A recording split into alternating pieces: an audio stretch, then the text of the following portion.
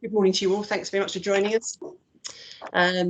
This was a training that was developed for us by Oxford Brookes 2 years ago, I think, maybe a little bit longer.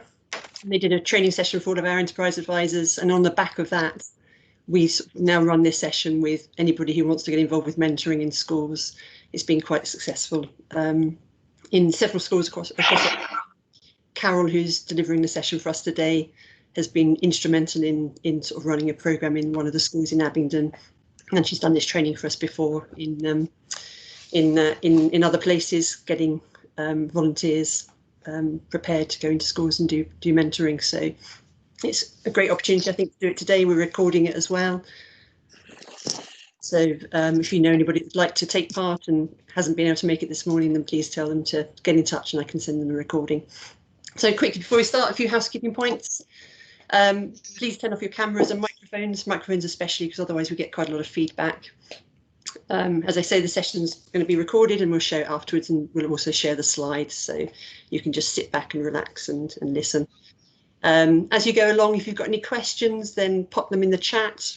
Mel, my colleague, is going to be managing the chat, and then she'll raise any questions at sort of various points as we go through.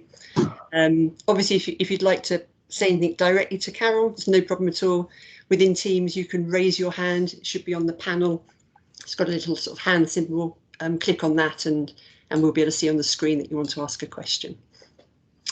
So no further ado, I'm going to hand over to Simon, who's going to talk about, from a school's perspective, the importance of mentoring in schools.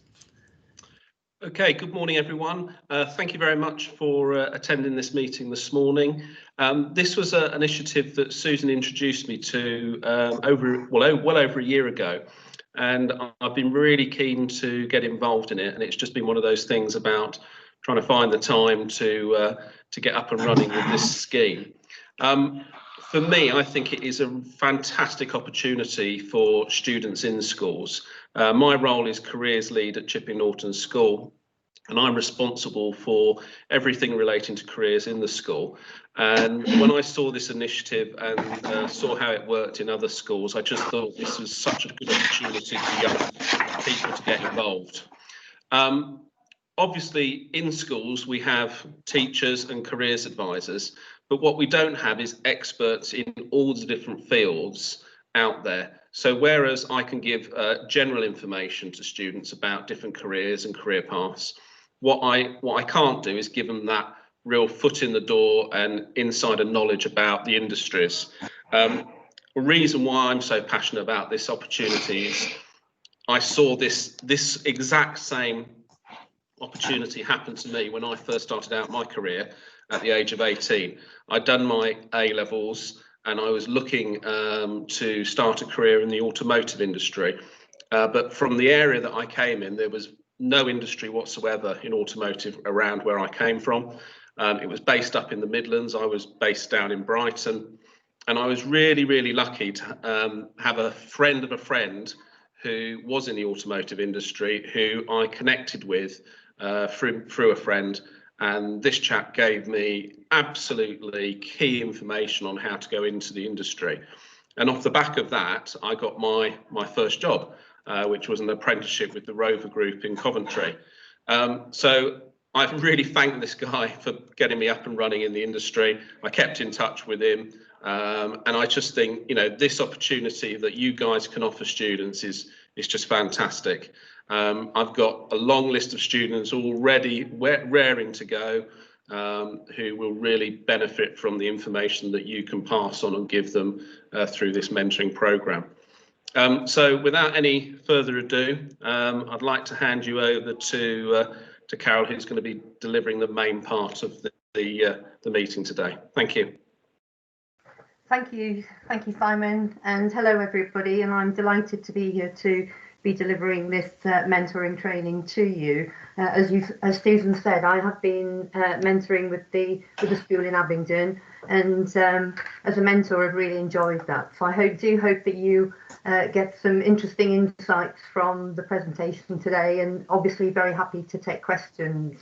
And I think, Mel, you'll be taking those questions, and then obviously I'll try and answer those as best I can. Okay, so I think the slides are on screen. Yeah, everybody can see them? Yeah, okay.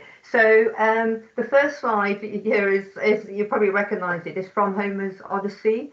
So when the king of Ithaca called Odysseus to fight in the Trojan War, he entrusted his old friend Mentor, and there he is, to oversee the teaching and care of his son Telemachus. So if we move on to the next slide. So in terms of the aims of the Oxford Brookes University training that was pulled together with the Oxfordshire Learning Enterprise Partnership, there are three aims really. One about how to conduct a successful mentoring relationship. The second is understanding what mentoring is and setting expectations, which is quite important. And then exploring the benefits of being a mentor, because there are benefits not only for you, but also for the mentee. So I'd just like to have a show of hands, if that's possible, from the colleagues that are on the call today, as to how many of you have been a mentor, have done mentoring either at work or in previous roles with organisations. I can see one. How many? 5 others, 7 others, 11 others. So we've got quite a number of people who've already been mentors. And then can I also ask the question with a raise of hands, how many of you have actually been mentored, have been mentees? So just seeing there, looks like we've got 7, 8 others. Great. So there's a lot of experience already from the real life experience that you've had that will help you in the role that you will have working with the school. So going on to the next slide, what I'd like you to do now is just put in chat what you think mentoring is within a school, within a secondary school. And if you can put that either in chat, or if you've got a yellow sticky, just 2 or 3 sort of sentences of what you think it is.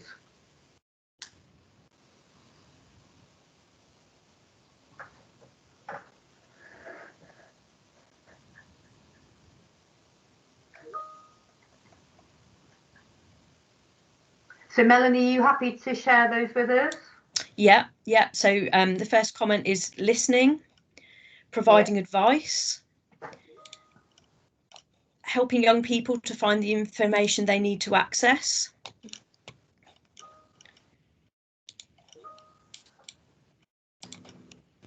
Critical friend and advisor.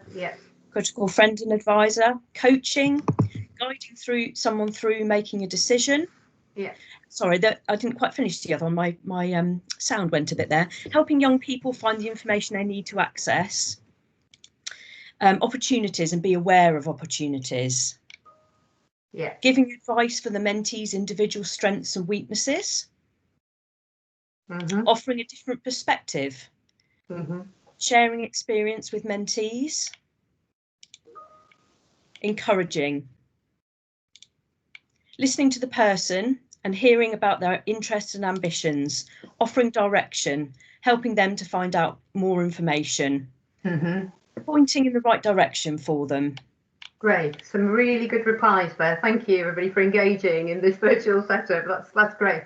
So there's a lot there in terms of all those points made are really important ones, and in terms of how Oxlep define mentoring, particularly for the work that we're doing within schools, as a structured, time-bound relationship with clear goals. So there is it needs to be a kind of very structured process that's time bound, that has clear goals, because obviously there is an objective there from the mentee, and it's being clear with them what that is and when and how they're going to achieve that. So it is different from a friendship. Somebody did mention friendship, and what I would say to you, it is important to establish rapport with the mentee. That's very important. But you don't meet with your friends at the same time each week to review and set targets for your career development. So it is a slightly different relationship, so the emphasis is different. Okay, so moving on to the next slide, and this is some work that was done by Lancer et al. And at the end you have a slide with all the resources on it, but they looked at the different kinds of mentoring processes that are really run throughout different industries and within education. And as you can see, it can, from the matrix, it can be either performance related in terms of traditional coaching and developmental coaching, or it can be towards the career end, where you're looking for like high flyers within industry for sponsorship. So sponsorship mentoring of a particular individual that's been earmarked as a high flyer, or developmental mentoring, where you're looking to expand the experience and skill set of a particular individual. And as you can see with the vertical axis there, that can be either quite directive or quite non-directive. And within the mentoring that we do within schools, the point is that it should be developmental mentoring. So both parties' experience is valued, but the mentor is there to help the mentee to think and develop their own personal wisdom, and really for them to grow in self-efficacy. And what I would say, because the word advice was used in the chat, advice giving is allowed, is what I would say, but that should not be the first resort. And really that should be given if the mentee consents to that. Because it's about really encouraging the mentee to learn for themselves. Because what we are trying to do here is to enable the young person to come to their own conclusions. Yeah. So moving on to the next slide. So a key element in Evans did some research, and what he discovered was that a key element in what a mentor gets out of mentoring is ensuring that they understand the role and what they can achieve. So in managing or setting expectations is an important part of the training. Some think, some thought that they could change the young person and seem to miss out the important fact that it is not about them doing something for the young person, but about working at the pace of the young person and supporting them doing things for themselves. That's something to guard against, because we are, we're supporting the individuals and we're very keen to help, but the important thing is to work at their pace. And reconciling what you think as a mentor can be achieved, but it can also be a little bit difficult. Some of you may be challenged, some of you may not be, and you may be aligned. So, and if you're not fully aligned, then some have found it difficult, and usually that mentoring relationship could become challenging and possibly break down in the sense that it wasn't fulfilling either your expectations or the mentee's expectations. So what I'd like you to do now is to just put in the chat box why you are interested in mentoring. What's your driving factor to be a mentor? So if you don't mind taking a few minutes to think about that and to put that in the chat box.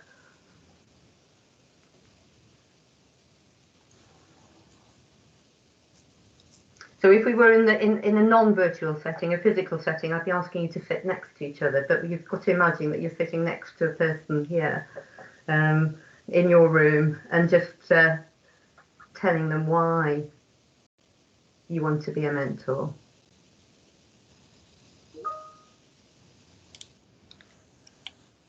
So some responses coming in now, Carol. Yeah. It's a valuable way of supporting young people. Extremely satisfying to help a young person by sharing my experiences in the corporate world. I was mentored and thought it was a very useful process. My industry is small and people need help finding ways to access it. I want to help pupils explore possibilities in a safe space. Help a young person to get started on a career path that will work for them.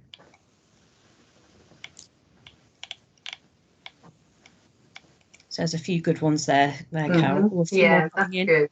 We have experiences and connections that can help others who don't have those connections. Helping them to reflect and think about their future. Helping young people to make the right choices to develop the career that they will love. That's a great one, isn't it? Yeah. Exciting to see someone develop their interests and find their way in life. Help young people develop their confidence and explore their options. To help young people find their way in life.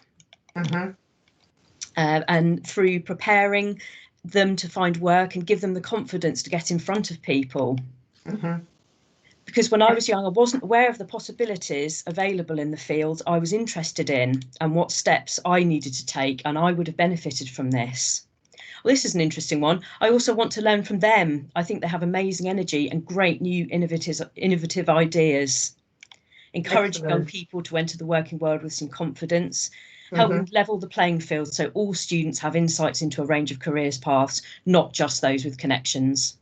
Excellent, thank you. Those are great, and it's interesting looking at that list, and I'm not sure I read every single or heard every single one, but what I would say is 80% of them were from the mentee's perspective, but there was one there from the mentor's perspective as well, and that's something not to forget about, because Evan's study that he did in 2005, he identified 5 key benefits of mentoring for mentors, and that was that interaction with a mentee helps everyday interaction with people.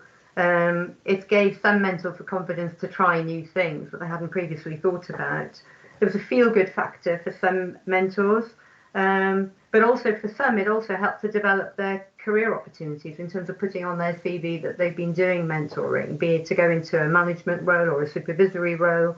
And the other big one was that it provided a more positive attitude to young people. So they did do research on how people were feeling about young people and whether that attitude had changed having done some mentoring, and it did result in more positive attitude to young people. So really, from setting expectations, I think the important thing to remember when you're a mentor is that you're not a counsellor. You are a mentor. You're there to listen and to enable the young person. That enabling process is quite important. So moving on to the next slide. So how do you go about doing that? So Evans again provided a neat overview of the mentoring cycle and this was sort of identified and recognised and acknowledged when we did the pilot at Weekly Park School. So the mentoring process model there has really 6 areas in terms of that are important to the mentoring cycle. And the first one is establishing a rapport and gaining acceptance and developing trust and confidence with the mentee. Because somebody mentioned a safe place, providing that acceptance and recognizing that that you will be you're a trusted person will increase their confidence in sharing their thoughts or ambitions or struggles that they're having in terms of not sure where they want to, which career they want to pursue or which university they want to go to or degree course they want to do.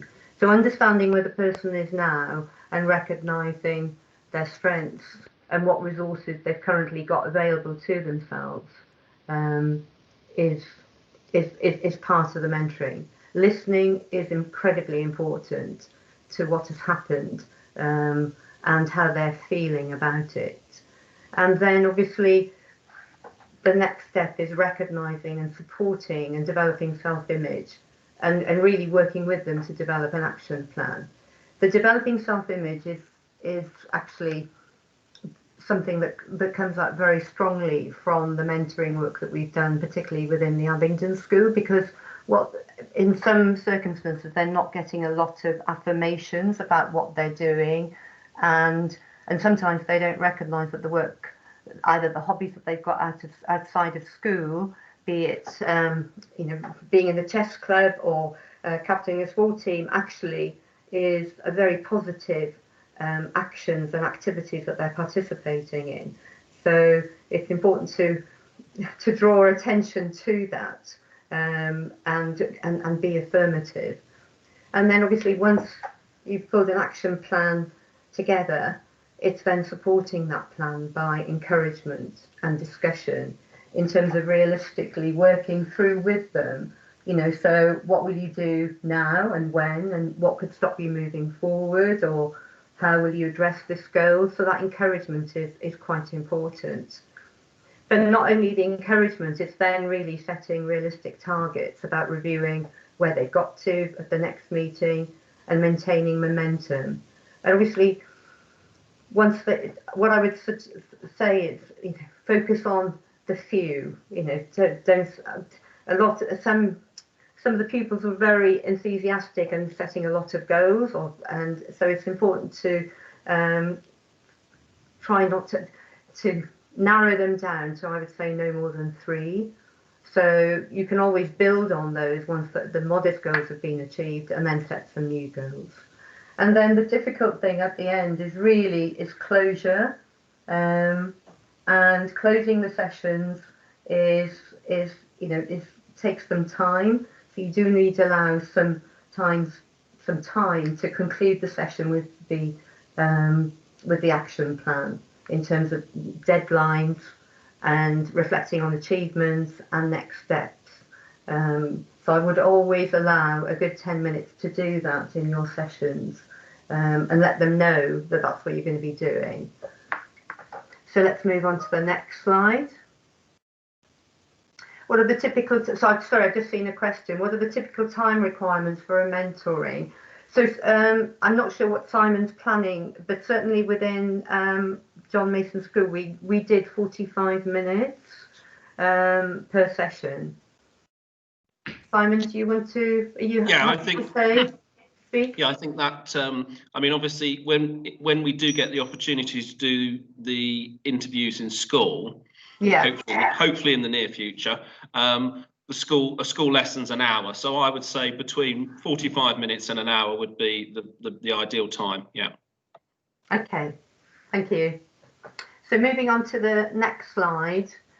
So what we're going to look at now is the key things, the key skills in terms of how to be effective when having a mentoring relationship with a student.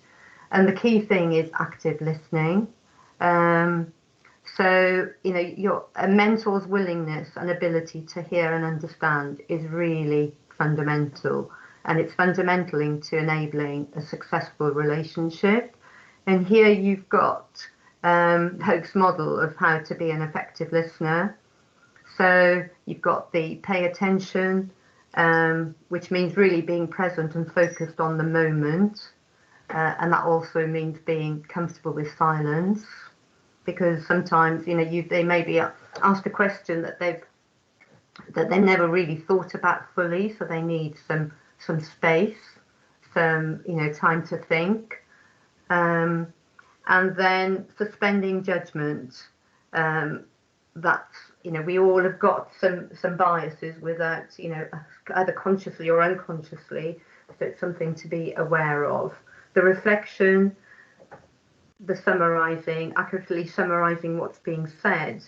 And, you know, some people have said to me, do we take notes? Yes, I mean, you can make some notes because it does show that you're interested. And then the important thing is sharing. So, but again, share that with permission. You know, you could always say to the student, there's something, you know, I have some experience of that. Would you like me to share that with you? And to expand on something that will help them think a bit more deeply about an issue or an area that they're thinking of exploring further. And then never be afraid to clarify any concern or any query, or if there seems to be a slight contradiction in what they've just said and what they said earlier, then exploring that a little bit further. So we'll go into this a little bit more deeply in terms of each of these areas. So the next slide, we'll be looking at paying attention. So here, this is work done, as I mentioned, by Hope. And in terms of the body language, Goman did some work in 2008 on body postures and how influential that is in terms of impacting the openness, either an open or closed body language. So obviously, in terms of closed postures, such as arms are folded, legs are crossed, body is usually turned away, is not really very welcoming to somebody that you're trying to establish rapport with. Whereas the open postures of legs uncrossed, arms are open with palms exposed, you know, it means that you'll be perceived more positively than those with, than those closed body postures. So that's something forward, something for you to think about when you are sitting, in terms of how you position yourself. And leaning forward sometimes with an open body posture can show interest or agreement. The frame of mind is really about being present, so being comfortable with silence, and the need to, so you can accurately then summarize what is being said. So the other person, so what does that mean? The other person really means you being mindful of their verbal and non-verbal language. So the other person is really the mentee. So Susan, you put your hand up. Is there a question there? Melanie? Sorry. Not, if you're meaning me, I haven't put my hand up, not that I know of. Oh, right, okay. I've just got it on my slide. Sorry, no worries. Susan, thank you. I think that might be a hand from previous. It may be a hand from previous. Okay. Melanie, I'll let you tell me if there's a hand up then. Okay, thank you, Carol. Yeah, I'll keep an eye on that. So don't embarrass anybody. Apologies for that, Susan. That's okay. Okay. So the next slide is really this thing about the other person and the and building rapport. So you've got a mirror there. So this is called it's about body language and continuing that. And what does this have to do with mentoring? But basically, it is important. It is in the coaching and mentoring world, it's called limbic synchrony. It's a bit of a technical term, but subconsciously we switch our body position to match that of the other person. And if that is done subtly, then it can be a very effective way to build rapport, but only if done subtly. So mirroring really starts by looking, observing a person's body posture and subtly reflecting their body position. So, you can even observe their breathing and mimic their breathing. So when a person, and I would use this when a person is closed off or restrained, so if they're being quite introverted in the session, then the easiest way to increase their comfort level is to use mirroring. If you don't believe this, you try it the next time you're on a bus and see if see the reaction. So in terms of the reflect tool, the verbal mirroring, so you've got physical mirroring that we've just touched on, but the verbal mirroring is also important. So you can use paraphrasing, a brief periodic kind of recap of what the other person said to you to confirm understanding, or you can reflect to show that you understand what's being said by using things. What I'm hearing is, let's make sure I understand what you're saying is. So, and as I mentioned, it's important to identify any disconnects in understanding, because if there is some disconnect there, it's important to explore that further.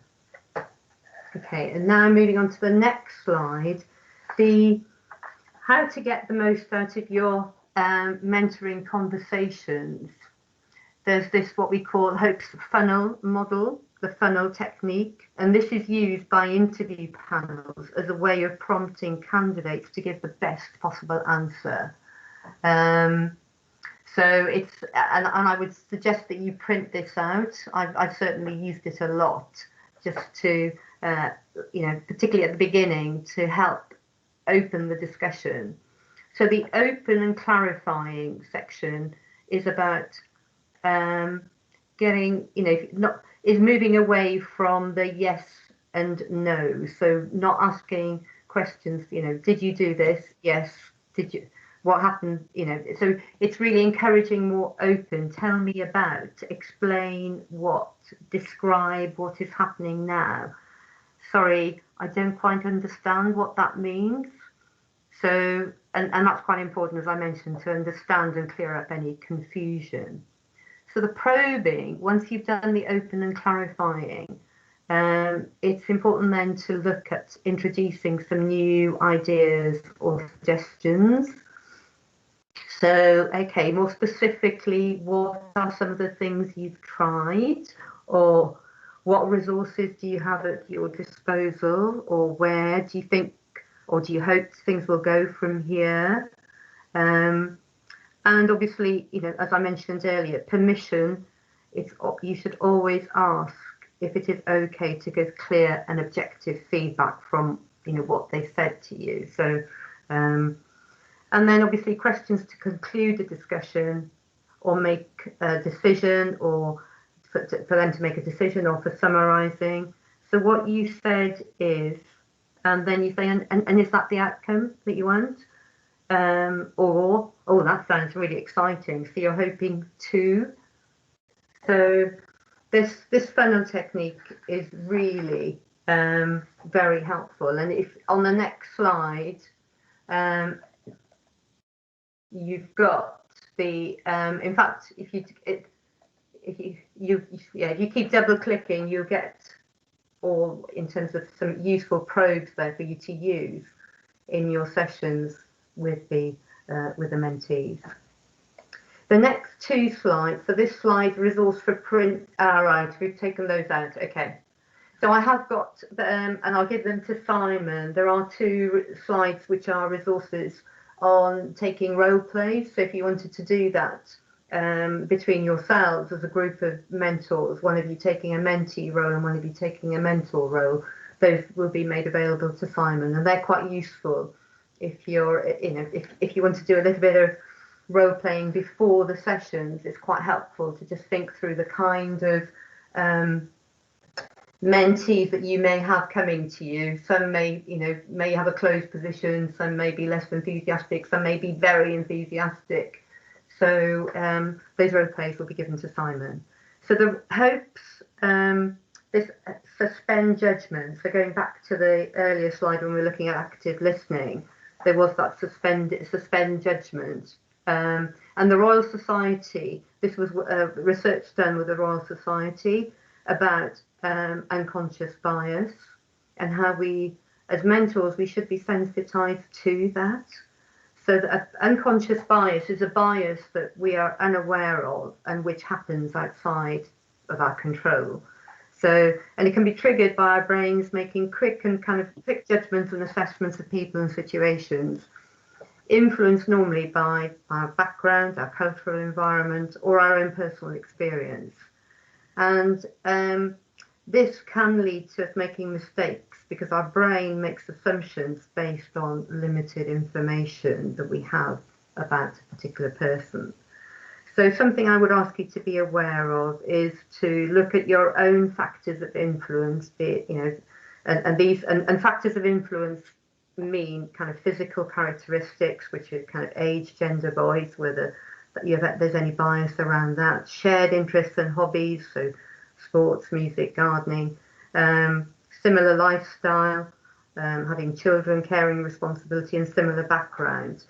So it's important to be aware of whether you've got any biases, and if you have, then obviously it's important to park those. But at the same time, those factors of influence can also be used or can also be a way of building rapport. So it's really keeping a kind of practical balance between sort of that bias but also, you know, building rapport with the individual. So moving on to the next slide. So this just recaps where we've got to.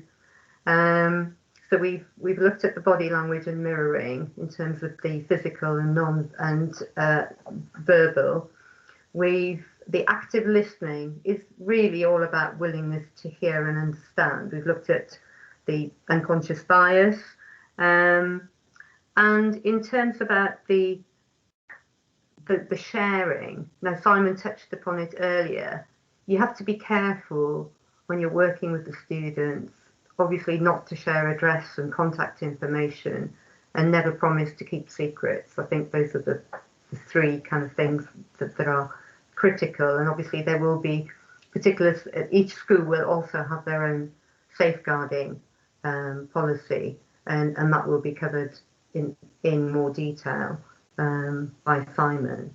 But I think what's important about the active listening and all those areas there that I've touched on it will bring about you finding a common kind of ground with your mentee and a way of connecting to each other that will lead to new possibilities. And that's really, you know, that's really quite important, because those new possibilities are really what you want to be exploring. Okay, so everybody okay with where we've got to? Any questions?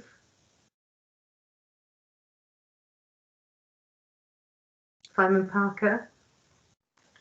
Yeah, just picking up on the safeguarding policy that you mentioned, Carol. I think every school might be slightly different on how that should work from mentor to student. Yeah. And what we would do as a school, Chipping Norton School, is we would speak to the mentor obviously before they'd had their mentoring session. We'd give them a copy of our safeguarding policy. They'll have done the safeguarding training. But also, you know, specific information that we would give them as well, and that's just key things like, you know, how to contact students, what to say and what not to say, and passing on information and so on. So that would, I see that as, like, for me to do like a one-to-one with the mentor before they did the mentoring with the student. That's great. Good. Because it is important to be clear on that, isn't it? As you say, with good.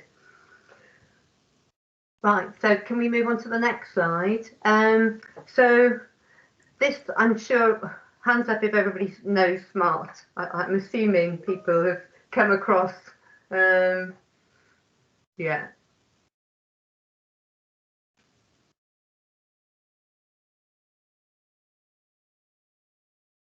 it looks like everybody's come across it. Yeah, so setting goals and managing time. So really, goals are a great way to lay the foundations of mentorship, because as we mentioned earlier, in terms of it being a time-bound, structured relationship with clear goals. So really, what I would say is, you know, this acronym is very very easy to remember, and when you're working through an action plan with the mentee, it really is, it kind of crystallizes everything.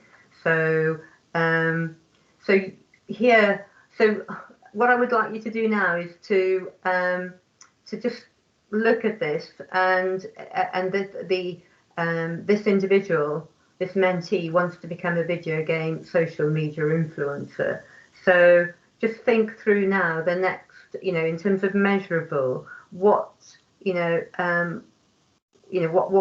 can they do? So I think if we just work through the example, I think, Melanie, if we can just go through each slide.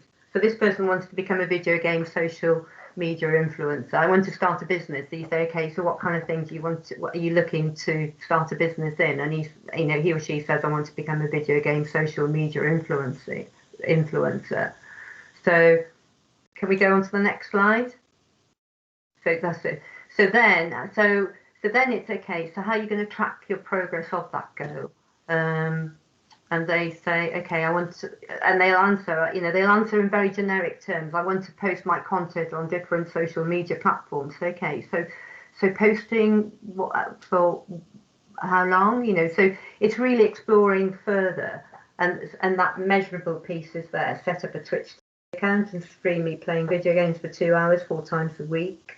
So really, it's really getting them to think more deeply, giving them time, and obviously the mentoring relationship is great because it provides them with 45 minutes of valuable space to think through something that they are really interested in or thinking about setting up, and really thinking through the practicalities of that and how they're going to set it up. So then in terms of what's achievable,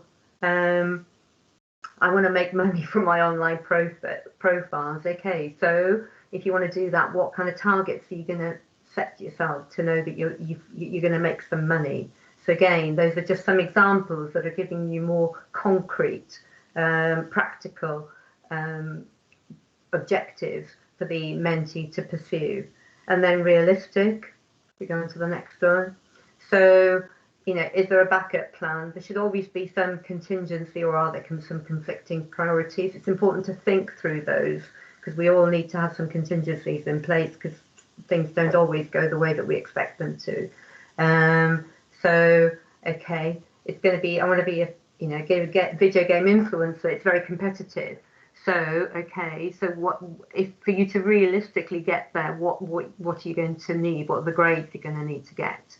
So it's really getting them to narrow it down to realise what that means in terms of effort and commitment and focus from them as individuals.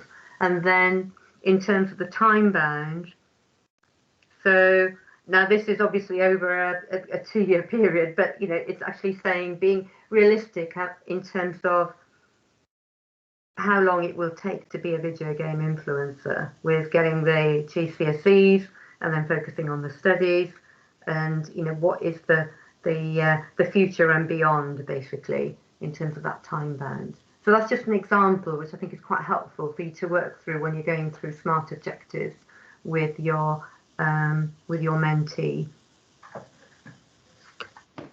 Yeah, we've got a couple of questions. No, yeah, okay. And there there's just a slide there that's quite useful for printing out, because it's a useful reminder for you to take to the sessions, a bit like I did for the funneling technique. You've got that the probing questions there that you can use, and I find those two slides are very useful to take along to your sessions. It just reminds you, and it's useful for the individual to in terms of the mentee, to think through those.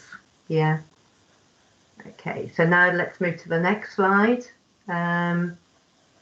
So we've the key moments, and what I would say here is, in terms of Evans, he did some research with 117 mentors on the Prince's Trust project with young people in care, and of those 43% of those identified key moments in the feedback that they provided.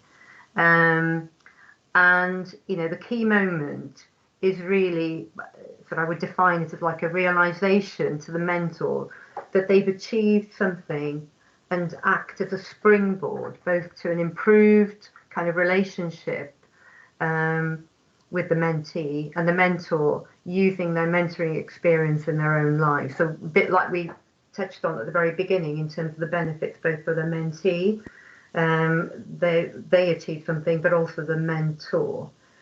So the physical, so just some examples of the key moments, and they were kind of defined into 3 categories. The physical moment, and one of the mentors said, you know, when the mentee ran downstairs to open the door for me with a smile, that really was a key moment for them. An emotional moment example was when a mentee was able to talk about personal issues and express their emotions. And the confrontation moment, now this can be uncomfortable, or it could be significant. So, you know, there will be challenges within the meetings that you have with the individual, and some of those you will be able to deal with. But there may be some students, I've never experienced it, but obviously this is something that's come up from the research, where the rules and boundaries are just not, you know, they're just not working. So either the individual is constantly turning up late, or they start swearing. And really, if that's the case, then you have to flag that immediately, I would say, to Simon, to the school, if you feel that the relationship is not working and it's breaking down. And that does happen. You know, there is, you know, chemistry.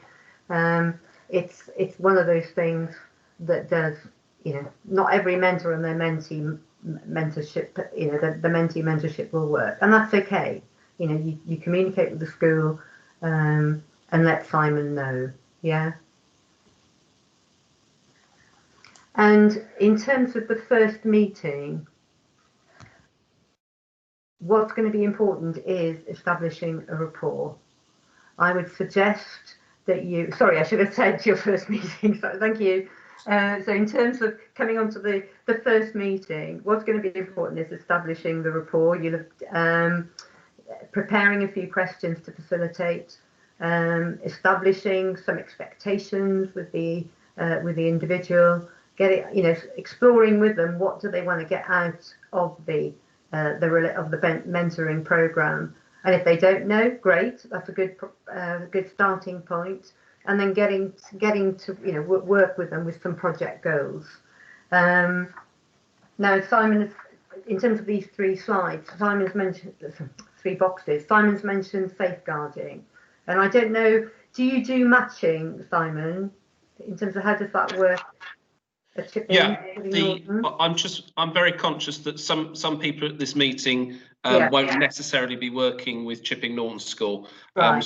Susan's got other people here who'll be working with other schools, so I can only comment in regards to Chipping Norton School. Yeah. But I'm sure the other schools will be very similar. Rachel has asked the question: how might the mentoring scheme work in more detail, the practical side of it? Be assigned. What I've got is I've got a database of the students who I think would benefit from mentoring, and they've given me the details of sort of what their interests are, and then hopefully I will match those to mentors who've got experience in those sort of fields. And obviously information that I would give to mentors before the meeting would be some background on the student that I think would be relevant, and just going back to Rachel's questions about the practical side of it. We would I mean, number of sessions, we were sort of thinking about sort of 3, maybe 4 sessions, but again, it will depend. Some students might just want 1. Some students might want more. I think it would be best if a mentor just had one student at a time. And if they felt that they could take on a second, then fine, but we wouldn't pressurize a mentor to run 3 or 4 students in one go. But no, I think my gut feel will be sort of 3 to 4 sessions, around about 45 minutes to an hour. Again, some sessions might be shorter, but probably keep it to the hour. And then before obviously COVID, we were looking to run these sessions in school where the mentor would come in and be in a room with a student. There might be 1 or 2 other sessions going on in the room, but spread out, and a member of staff being on hand just if there were any questions at all. Not a member of staff being involved, but just on hand. So that's a sort of some of the details.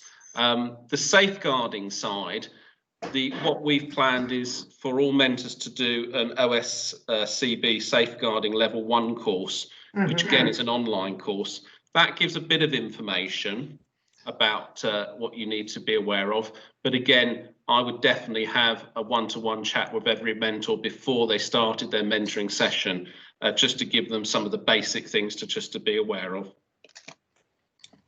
Simon, can you just explain what OSCB is in case people haven't heard of that before?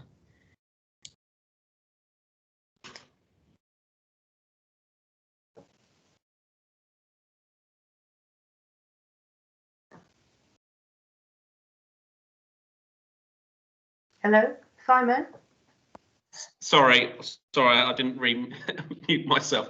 Oxford, it stands for Oxfordshire Safeguarding Board, and they run all the safeguarding courses in schools, but also for outside agencies. Before the lockdown, we were looking to do this training in-house, where we have a representative in school who runs those courses, but because in the current move that into an online course.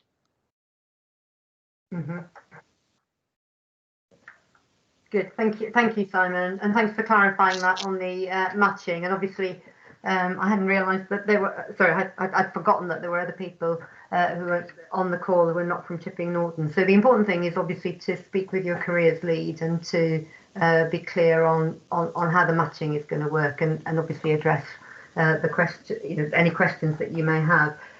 What I will do after this session, something I did for John Mason's school, which was helpful for all the mentors, was just pull some potential steps, tips and questions for mentors. It's just a double-sided A4 piece of paper, but it does go through, just provide some useful sort of tips for starting a session where you're contracting and establishing the goal with the individual, and then some questions for you to be sort of looking at their current reality and where they are, and then obviously getting into a voluntary arrangement with them on what's going to be okay, in terms of them being happy to receive clear and objective feedback, you sharing something from your own experience and exploring what may be a tricky area, as well as obviously being able to, as business experts, providing and directing them to appropriate resources. On that front, just to remember, the school and Simon and your careers lead in other schools will have access to a whole host of resources.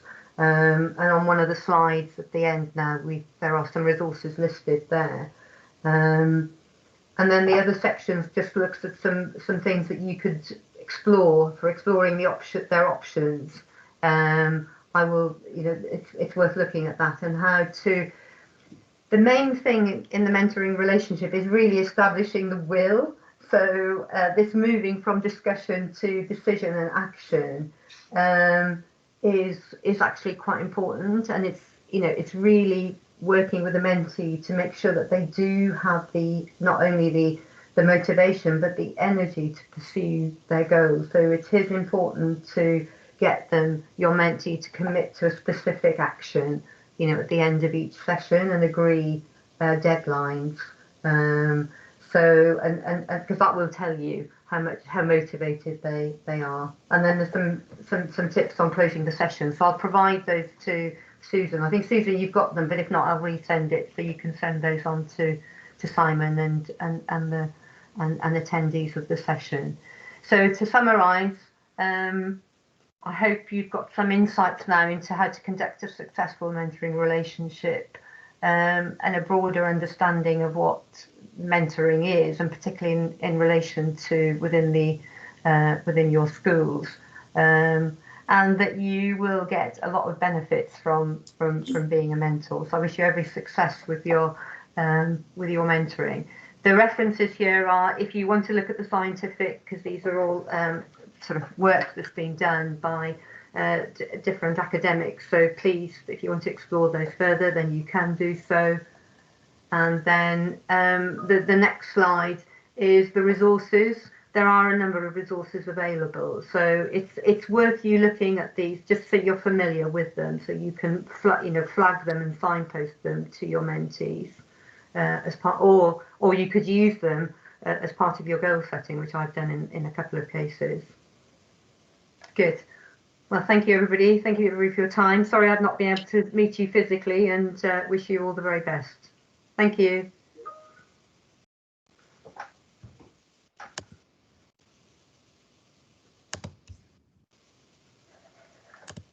Thank you. Thank you, Carol. It was fantastic, great session. I don't know, I can actually come back on camera now, and I've stopped sharing my screen. I am actually here. Does anybody have any questions? There is one question, Susan, which is what are the next steps? Okay, if I take it first, and then I can hand over to Simon as well. So the idea of this session came about, well, initially started with Chipping Norton School wanting to run the mentoring programme, in a similar way to other schools across Oxfordshire. And I had another few schools contacting me as well. So we have got several of you on this call who want to be working with Simon, but there are equally others of you that want to be working in other schools. It's obviously difficult at the moment with the current climate. It's going to be done virtually. Some schools are already doing their mentoring virtually, and it's working very well. Others are slightly unsure about how to go about it. But on the back of this, we're going to be creating a database of mentors that we can then hand out to schools that are interested in running a programme.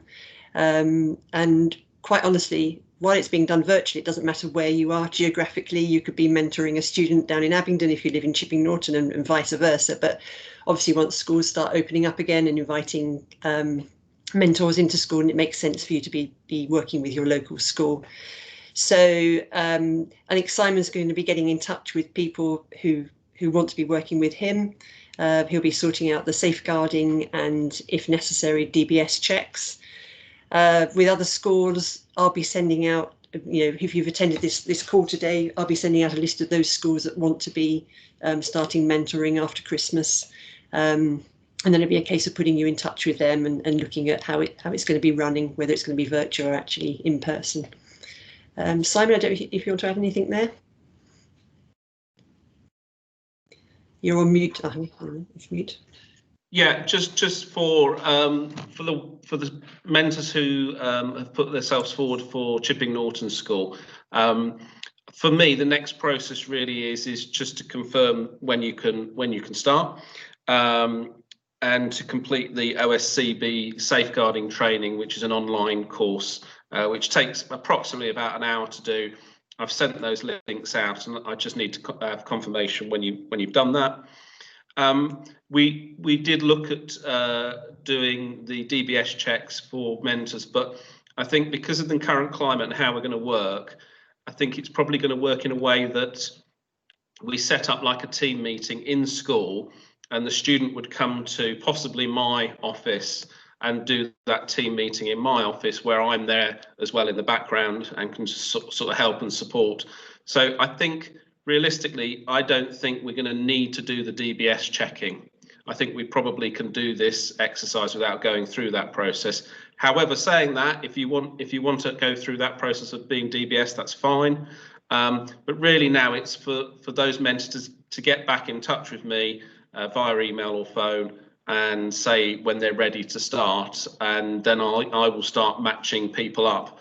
I've already done a bit of matching already, but students' minds change. So where I've matched a few people up, that might not be the case now.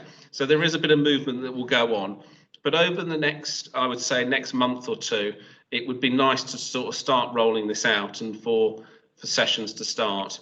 So really, it's for the mentors to get back in touch with me via email or phone call, and we'll start pulling this together. And what it is, it's going to be me matching them to students who I think need that mentoring or who have asked for that mentoring. So, for example, I know Dan's with us today. I had a one-to-one with a student last week who's very keen on getting into animation. And Dan Lane is hopefully the guy who I can match this student to, and we could possibly look at doing something with Dan and this student after half term. Fantastic. Any questions coming in now? Just a comment from Rachel. Virtually works well for those people that have full-time jobs. It can be difficult to get in working hours. So just it's nice to see a sort of positive about the situation we're in at the moment. And actually that might mean that people have more opportunity to take part in some of these things, which is great. Yeah. One question just come in.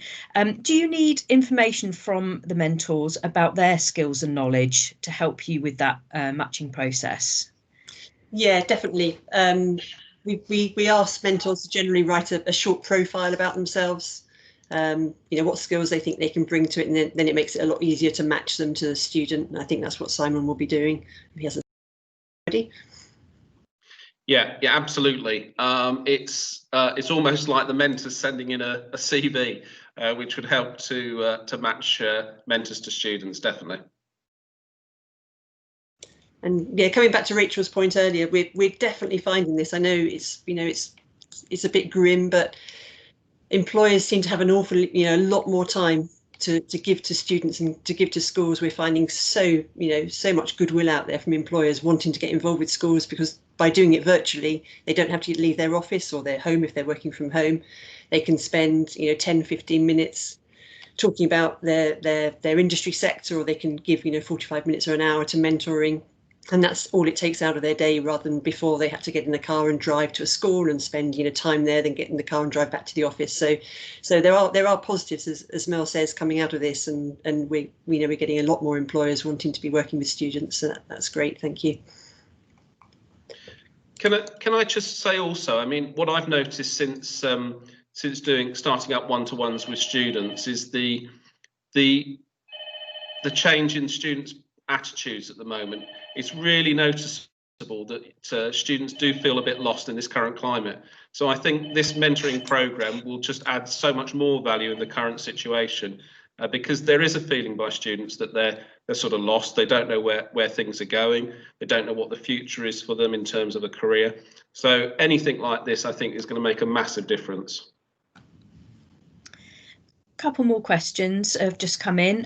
Simon, just to confirm, if the people are interested, they contact you with a mini profile and indicate when they're available to start. Is that right? Yeah, absolutely. I'll type in my email address now, so people can contact me with a contact number. Thank you. And one more question from Philippa. Would we be informed about any SENCO issues before our sessions? Yeah, absolutely. I mean, as I've said, that I think information that we think would be useful for mentors, we would give mentors before the meeting. There are some limitations on what we can say, but yeah, where we think that it would benefit massively, we would give that information to mentors, definitely. Obviously with the permission of the student as well. Thank you. So lots of people are saying thank you, Carol, for an inspiring session, really useful. Looking forward to getting started. There's one question Rachel's typing at the moment. Yeah, lots of thanks, Carol, from people. Found it useful and interesting and inspiring. So thank you. Wonderful. And we've only run over by 4 minutes. That's pretty good, I'd say. Lovely. Well, I think if there are no more questions coming in, Mel, I think we'll again, a huge thank you to Carol and thank you, Mel, for managing the chat, and thank you, Simon, for your input as well. And then, Simon and I will be back in touch. Obviously, working with Chipping Norton School, get in touch with Simon. If you want to work with another school, then you've got my email address anyway, and we can pair you up with whichever school you'd like to work with. So, yeah, thank you very much for attending, and we will be in touch soon. Right. Thank you. Thanks all. Bye. Bye.